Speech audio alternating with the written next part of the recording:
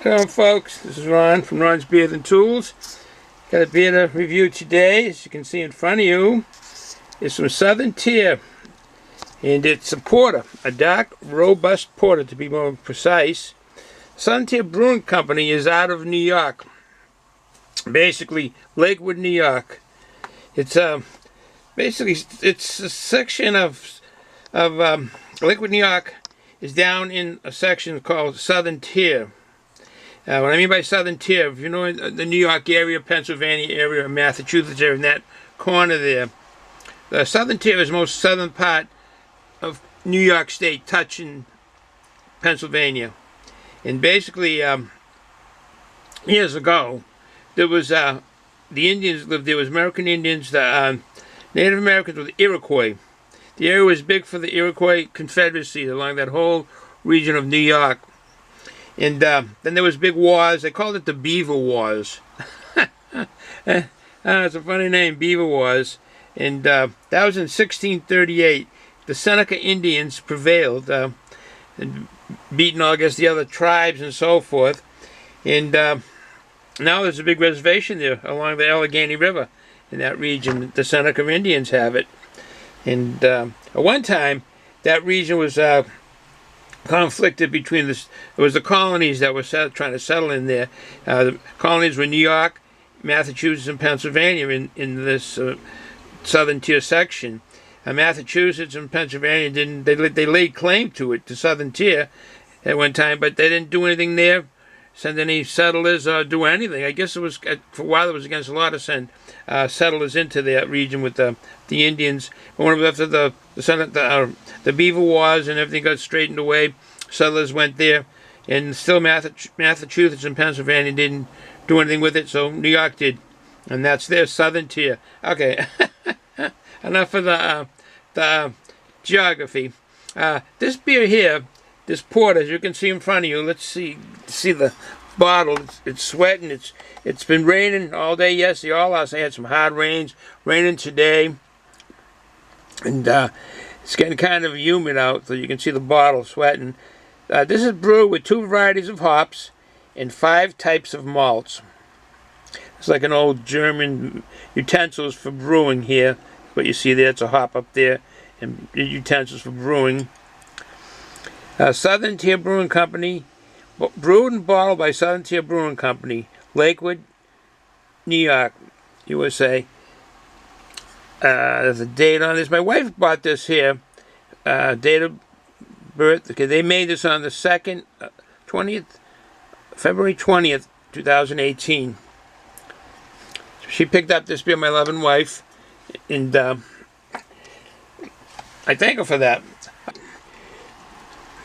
Look at the thing. Here it is here. This is the cap. I don't know if it's too dark in here. We got a lot of lights, but it's a dark day today. This is the cap before we take it off. Southern Tier Brewing, and again, they got the utensils in there for brewing. This is information. This was founded, this brewery, in 2002 by, let me get that set up, by a Mr. Phineas Demick, D-E-M-I-K, and Mr. Alan Yan. They call him Skip. Mr. Alan Yan, they call him Skip. Basically, the brewery was started in 2002, but it says that in 2001, those 2 gentlemen purchased some old brewing equipment from a brewery called Old Saddleback Brewing Company out in Pittsfield, Massachusetts. I don't know how they come up with Saddleback. You would think that would be out west someplace, horse saddles and so forth. Although the western part of the state could be the part where you would ride horses. Definitely not in the eastern part where Boston is. So maybe where Pittsfield is you can. But anyway, they bought the equipment from the old brewery, and they just expanded ever since then. Every year just kept expanding. And then in 2016, they allied with Victory Brewing Company to become part of Artisanal Brewing Ventures. It's a holding company. I've done some reviews on those artisanal brewing companies. Kind of small, but they get together, being together, and then they're big enough to do stuff. 2017, they opened a brew pub in Pittsburgh, so that's nice. If we get in the Pittsburgh area of Pennsylvania, You got a brew pub out there from Southern Tier. Okay, if you want to get in touch with this brewery, it's in Lakewood, New York. I don't have a further address, but I can give you the phone number, 716-763-5479. And I'm sure they'll put it when they're editing this. They'll put it in there when it's edited. All right, no further ado. Let's take a look at this fine port. Haven't had a port in a while. Glass, thank you. We go to the glass. All right. Merrimack Yale up there in Lowell, Massachusetts. Bottle opener. Yep. We get the Klein. Using that Klein quite a bit lately. Oh, different one. Oh, someone wants me to use. Okay. Okay. We're going with the bullet. We're going with the going with the bullet. Got this on Veterans Day. Veterans Day 2016. Here it is. It's fake bullet, but well, maybe it was. I don't know, maybe it was real one time. I don't think so by the bottom. But anyways, further ado, let's open this up. See what it looks like. Yeah, getting some water vapors coming out. All right.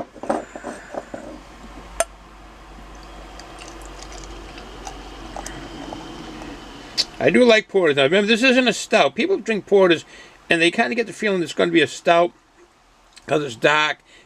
It's going to be strong and thick, but it's not a stout. It's a porter. It's that in between.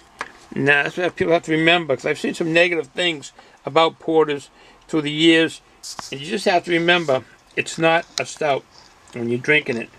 All right, that looks good. That makes a nice couple right there. Look at that. Look at that. Oh, that looks nice.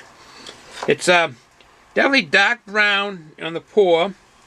Some red used to it on the very bottom there where the light's going through. Nice head on it. Kind of cocky head on it. Beer Advocate gave this a 3.68 out of 5. That rating is a good rating. All right, can we get the drone up? No, it goes to the right lately, but here we go. All right.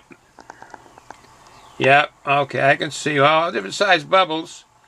Yep, different size bubbles in there. And there's that light tan, khaki color, I guess you wanted to say, light tan. The bubble of different sizes, definitely. Yeah, do the side, we'll get the side in this. There we go. Oh, compact bubbles. Look at them, all packed in there. That does make for a rich, creamy head when you see that. That compactness on the bubbles. Okay. All right. All right. Now that that's in the picture, for 1 second, I've been questioned about the mugs here, particularly this one here, with my fingers pointing to this one here. That was a mug that my daughter, when she was in school, I think in middle grade, she designed that, and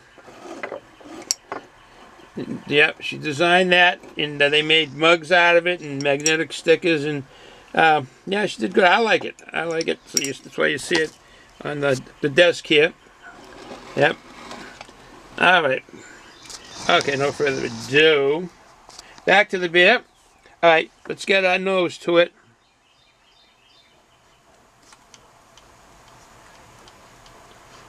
It's toasted. Right away you get the toasted grain. You get toasted grain, coffee, hint of coffee. A hint of coffee is what I'm getting. Roasted. It's like dark bread. You know when you have the dark bread, you get that aroma for it. Well, let's see. Here's what they say about this beer. They say this beer here from the brewery, it's got hardy malts that melt with a subtle balance of hops to create a dark and nurturing ale of comfort and complexity. Hints of bittersweet chocolate and espresso will fill the tongue, finishing with just a touch of smoke. Not too sweet or filling. This versatile dark ale dissuades the notion that, there we go, what I was saying earlier, that a darker beer is a stronger beer. 5 varieties of roasted malts are the source of porter. Wow, five varieties of malt are in this. Yikes, that is something. And that's the source of the porter's dark color and rich taste. With 2 varieties of hops bring a mellow bite to this deep toasty ale. So that's pretty good. That was the company's words. And like I said, the aromas on this are toasted grains. You do get the coffee. A hint of the hops. Definitely you get roasted kind of coffee smell. The aroma on that. Definitely. And like I said, the dark bread. I eat a lot of dark bread. Pumpernickels and rye. I like the dark breads particularly. And basically kind of like a light chocolatey kind of smell. All right, no further ado. Bottoms up.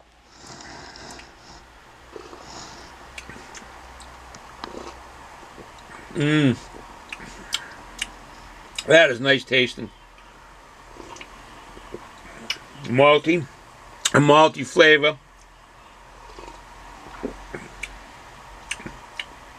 Definitely balanced. The sweetness, the maltiness, the hops. Definitely balanced. A little bit of a lactose.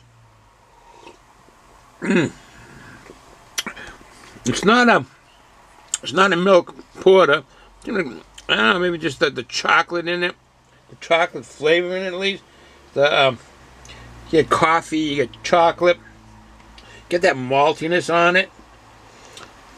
They say you can cellar this. The brewery was saying that this beer can be cellared. And the mouthfeel on this is low bitterness. Kind of a low bitterness, what I'm getting on that. And I don't know when my wife picked this up, but they say this can be cellared. I know this had been around for a while, so that's still like a real good fresh beer. I'm glad they're saying that you can cellar this as long as you keep it upright. It's a year-round brew, so they always have it. I like it. The carbonation is fine in this, as would be on all the porters. It's a medium to light, so you're not expecting thickness from a porter. Very drinkable. It's very drinkable beer. The food pairings on this, what they've said, on this it's 5%, 5.5% ABV, is that you can have it with grilled cheese, or chocolate desserts, pumpkin pies, cheesecake. That's not bad at all. They were saying smoked sausage and blackened fish and well-cooked meats. Well, I'm glad to hear that on the well-cooked meat, because as I sit here and going to finish this, my wife got me some treats, and the number one thing she got me was venison. Original Hunter's Recipe 10 division steak venison. Now, I'm not a hunter, so if I have deer meat, it's going to be like this. Made with 100% grass-fed venison. Well, I have nothing against hunting if the need be, but I'm just not a hunter, and I have no qualms against it. 13th of April 2019. This is good. Wild and free. A lot of information on the back here. Gluten and soy-free. Pasture raised. 100% grass-fed range. Refrigerated after opening. All right. This is from an original Hunter's Recipe of tender venison steak bites based on a simple recipe. Well, that's good. I'm going to have that. And as usual, my wife always picks me up some nuts. I love these. These are really good. Yep. Pomegranate flavored, and the pistachios. And they're glazed. All right, with that said, I'll end it here right now. Have a good day, folks. If you're going to drink responsibly. Remember, don't drive if you've been drinking alcohol. Ciao.